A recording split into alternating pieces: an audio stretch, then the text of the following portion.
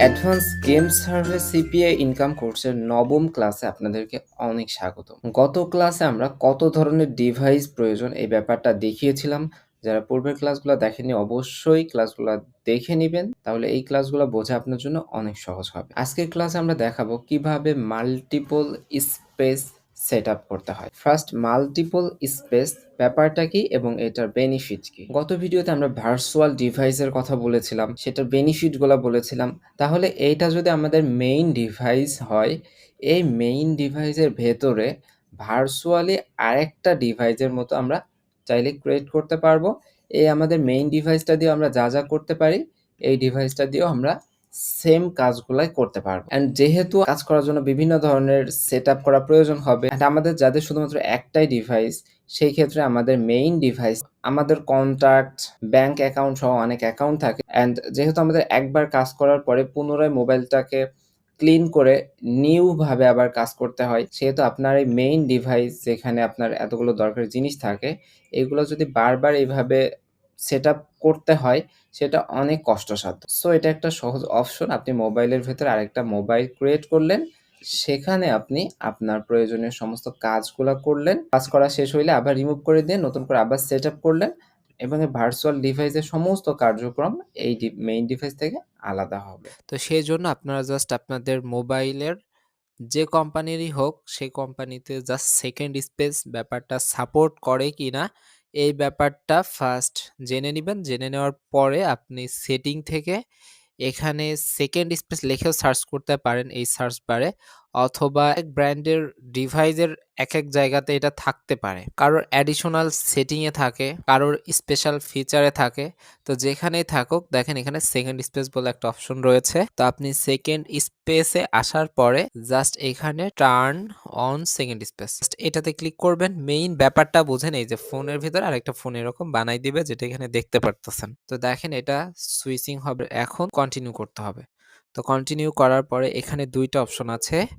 একটা হচ্ছে first space থেকে সেকেন্ড স্পেসে যাওয়ার সময় আপনার পাসওয়ার্ড জিজ্ঞাসা করবে প্রত্যেকবার। এরকম অপশন যদি চান তাহলে ইউজিং পাসওয়ার্ড, আর যদি আপনি চান যে কোনো পাসওয়ার্ড জিজ্ঞাসা করবে না, শুধুমাত্র একটা শর্টকাট বা একটা অপশন থাকবে, সেখানে এক ক্লিক করলেই সেকেন্ড স্পেস আবার সেকেন্ড স্পেস থেকে ফার্স্ট স্পেসে চলে আসবে।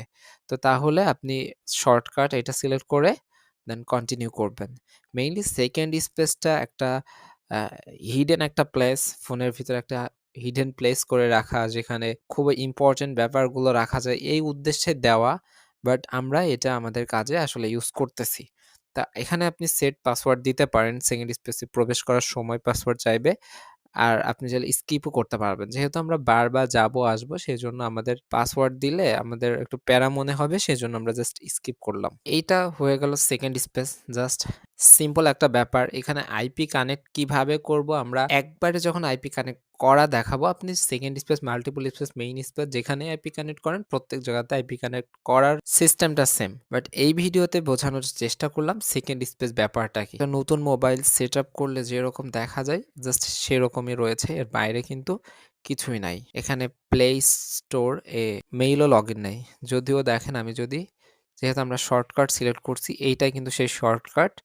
এটার মাধ্যমে আমরা আবার ফার্স্ট স্পেসে যেতে পারবো।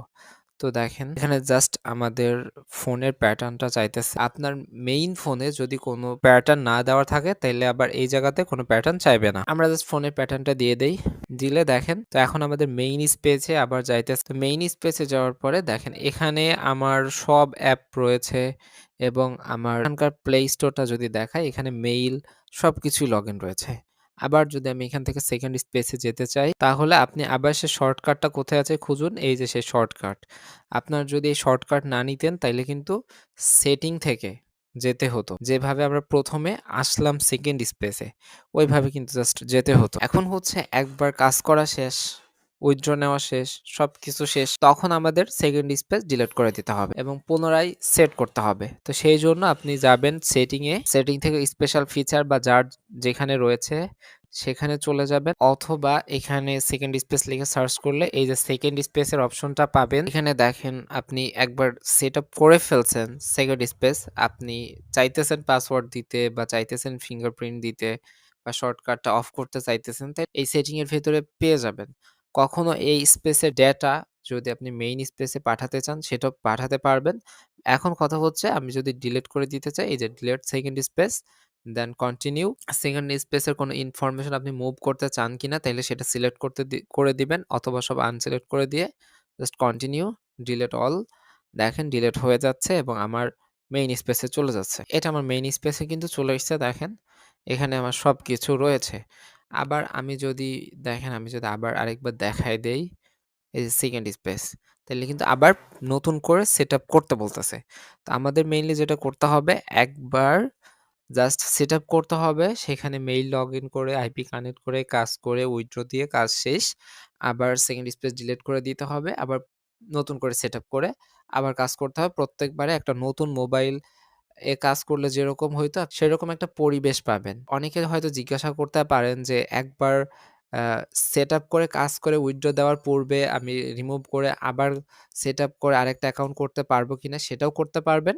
যখন উইথড্রর সময় হবে আবার সেকেন্ড স্পেসটা সেটআপ করে আগের সেই আইপিটা বা সেই রিজিয়নের আইপিটা আবার কানেক্ট করে আপনি সেই অ্যাকাউন্টটা আবার লগইন করে উইথড্রটা দিবেন। No problem. সবার জন্য শুভকামনা ব্যক্ত করে আজকের ভিডিওটা আমরা এখানেই শেষ করছি। আল্লাহ হাফেজ।